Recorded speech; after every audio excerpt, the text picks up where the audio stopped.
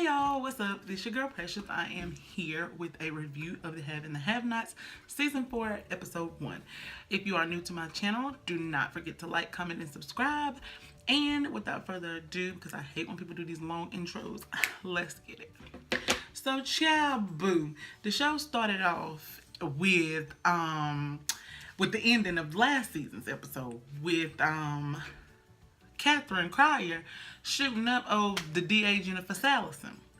And Veronica got her shady boots on sitting over there on the couch. But little does she know she is one step from getting fired up herself, honey. Catherine done went crazy. She done shot up the DA, put 4 or 5 bullets in her ass, honey. And turned the gun over there to Veronica's ass. And you know, if you have been watching these episodes or whatever before, you know Veronica is very shady, very manipulative.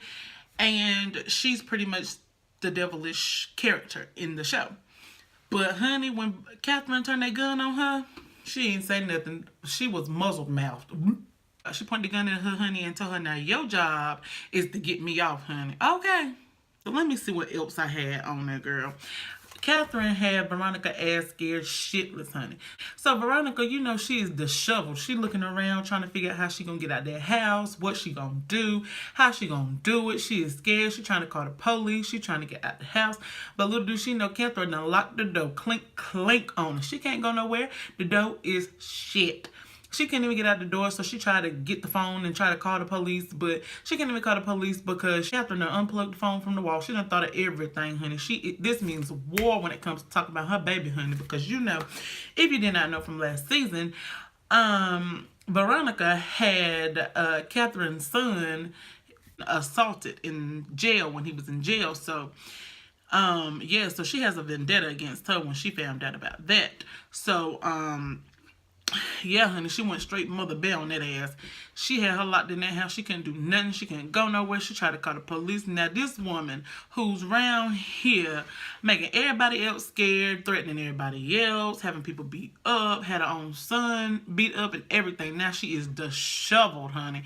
And it's different. It's a different dynamic to see her in that aspect because she has always been the devilish one. She has been the one calling the shots, but now somebody else telling her the shots and she don't know what to do. But moving right along, let me see what else I want to talk about. Veronica tried to call the cops. So then it shows, it pans over, girl, what you talking about? Then then it goes over to Candace finally meeting up with Oscar. So if you didn't know from last season, Oscar was the one who stole and finessed Candace's money from her. Stole $4 million away from Candace. So Candace finally gets him, honey. And she is in there beating him like he stole something, because he did. She got this big bar, honey, going to work on that ass, honey, for them $4 million. And of course Oscar's like, oh, I don't have the money. She's asking him, where's my money? Where's my money? He's like, I don't have the money. I don't have the money. So then she's asking him, well, how did you mark me? Who told you about me? Who told you to come and get my money? And he's like, he's not saying, he can't release that information. And she's like, who, Jim? Who, Mr. Harrington? And, of course, Oscar shut mouth. He's not saying who or what. So Candace is just going to town on his ass. She done hit him in his privates, honey, with that big bar, which is still kind of crazy for me because I didn't think me and folks could take big blows like that to the privates and still get up, honey. But anyways, he got the bar from Candace and had it on her throat. Now the tables have turned and now he's in the power of control. So she's like, what are you going to do? Kill me? Well, kill me then. And he's like, I'm not going to kill you. I have a proposition for you. And she's like, what? Why would I even trust you? And, you know, all this other type of stuff. So he's basically trying to get Candace to come and work for him. He has his, you know, he's a marksman. He's an asset recovery specialist or what have you or whatnot. So he wants Candace to join with him to mark some other unknown person for hundreds of millions of dollars. And Candace is like, okay, well, why should I trust you? You stole my money. And he's like, well, this will set you up for life, and you don't have to be around here nickel and diming with these thugs, honey. And so Candace is like, well, give me $2 million then, because, you know, again, if you hadn't watched last season, Candace has to give the bank $2 million in a short amount of time, or else she gonna have to go to jail, and they're gonna pretty much take Benny's tow yard and his house along with her shit too. So she needs this money, and so he's like, I don't have $2 million, and she was like, well, I can't talk to you then. And they're going back and forth or whatnot or whatever. So then it goes over to Jeffrey, honey. And Jeffrey got his sad little puppy dog ass up there with Wyatt.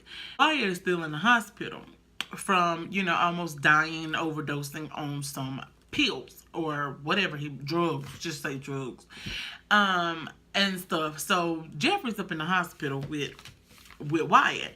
And he gets this phone call from his little police booty. Now, his police booty is this little white cop that he met, blase, blase. You have to watch the other seasons, because I ain't got time to explain it to you right now. But we just gonna call him the police booty.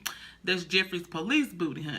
So he's trying, what it seems to be, that he's trying to help Jeffrey. So they at Candace's house, the police, and everybody is at Candace's house trying to find, something that links Candace to the murder or the missing of Quincy, which is Candace's baby's father. So they all at her house digging through her stuff, trying to find what they can find on her, whatever. So he's calling Jeffrey like, what's in the house? What do we not need to go to? Or, like, what is it? So Jeffrey, he confessing like a little bitch on the phone. Child. I'm just thinking to myself, like, how do he know that he can trust police booty?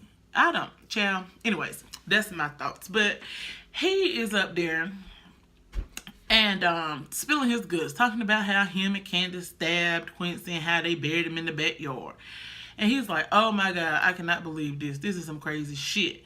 That's what police booty said. And so, what else is happening? Oh, so he gets off the phone with him because, he got to go back to work. Police booty does. And Wyatt just mysteriously wakes up, who has been in a coma for a while. He mysteriously wakes up and asks Jeffrey, like, oh, who did you kill? And Jeffrey's like, oh my God, Wyatt, you're up. And Wyatt's moving around and trying to sit up. And he's like, no, calm down. Move slow. You almost died and all this and all that.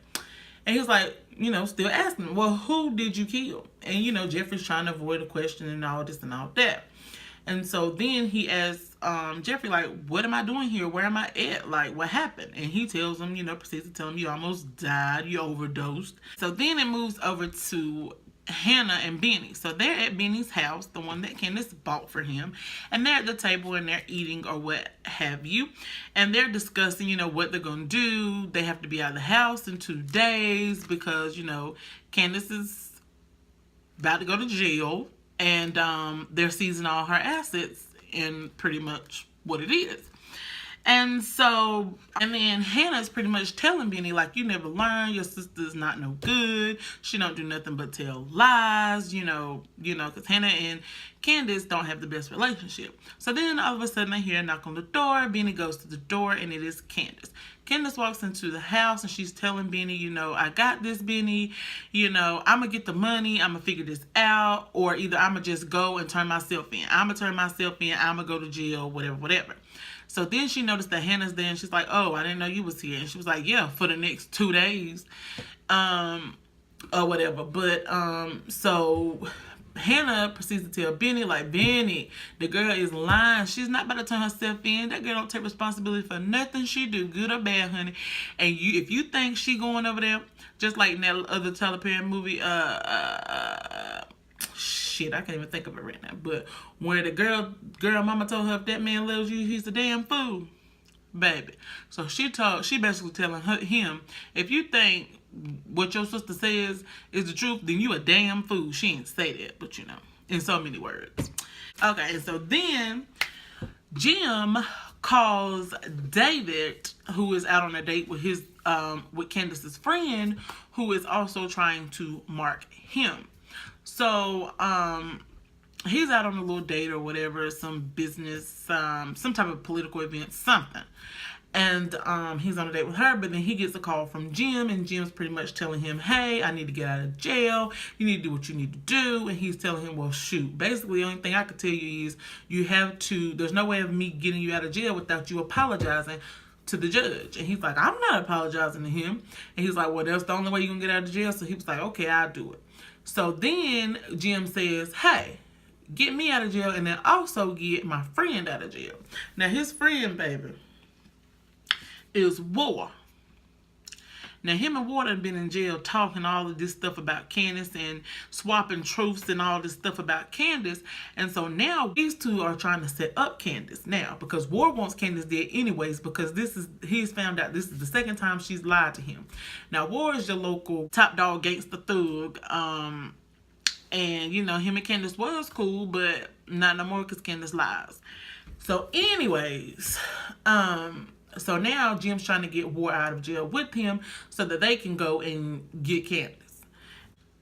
So then it goes back over to Veronica and Catherine. Now, Veronica and Catherine is still at the house. Veronica has asked Catherine, like, is you gonna call the police? Like, what you gonna do about that body in the living room that you done murdered? And so she's like, what you mean what I'm gonna do? I'm gonna sit here and drink me some tea, boo. Sips tea, makes tea. And she was like, oh, it's gonna take me a while. And so Veronica's trying to tell her, you know, I got some guys that specialize in making stuff disappear and it'll look like, you know, she was never here and that will look good for your case and all this. And she's like, girl, can't nobody trust you. That's what pretty much Catherine's telling Veronica. And so, yeah, so she's pretty much lightly torturing Veronica's ass because she picked this big butcher knife out the drawer, honey, and went over to the refrigerator. Now, Veronica's standing near the refrigerator, and Veronica, I guess, automatically thinks that she's coming toward her with the knife, but that's not the case. She goes to the refrigerator and gets a lemon to cut. So she was cutting this lemon nice and steady at first, and then she started chopping the fuck out of this lemon. And so Veronica's already on edge, and she's, you know, homegirl probably pissing in the drawers by now. And so, hey. And so let me watch this for a few more minutes, child, and tell you what happened at the end, because I done damn forgot since last night. Hold on. Baby, I done watched the last few minutes, and child, she done told her, so the show, okay, I'm getting a little ahead of myself because I got too excited from watching this again. I don't know the hell I was doing last night. I must have went to sleep on these last few minutes of the show, honey, because I forgot. I don't even remember this last piece of shit. I'm glad I remembered it. But anyways. So, girl, after Catherine pretty much, okay, so the show ended with Catherine and Veronica. So Catherine is dragging Veronica for filth, honey. Telling her, you know, bringing up her past. Telling her how, you know, how she owe all this money. And how she's negative in her worth. And how she had to pretty much sleep with Catherine's father to get a scholarship to go back to go to school. And all this, baby. Dragging that woman through pure filth. And then told her to get out. And then she goes, well, the doors are locked. How am I going to get out? She told her, well, the windows ain't. She said, she pretty much told her, get your shit and go out the window, bitch. You ain't even worthy to go through my goddamn door. Go out climb your ass out the window. Like the low down bitch that you is. Okay, bitch. I'm here for that read. Okay, so she was still talking and they was talking. And then she tells her, well, you know what? I'm not even sure you deserve to be living, girl. Maybe you need to die too. So she picked up that knife that she was cutting them lemons with. And homegirl went after her with that knife, honey. And what it appears to be that she slit her shoulder or something, or cut her. Just say cut her. And then, you know, it goes off. But, baby, I'm here for this drama. I'm here for this show, for Tyler Perry and his brilliance, honey. I am here for it. And so, you guys, that is the end of this review. I look forward to what happens next week because it looks like, you know, the plot is going to thicken next week, honey, and I will be back. So, thank you guys for watching this video. If you haven't already, like, subscribe, and comment. And let's talk about it down below. I got that from D&B, so shout out to D&BNation. But anyways, so comment down below. Let's talk about this thing, girl. Tell me what you thought, how you feel, and everything in the comment section, honey. And I will see you guys next week. Bye.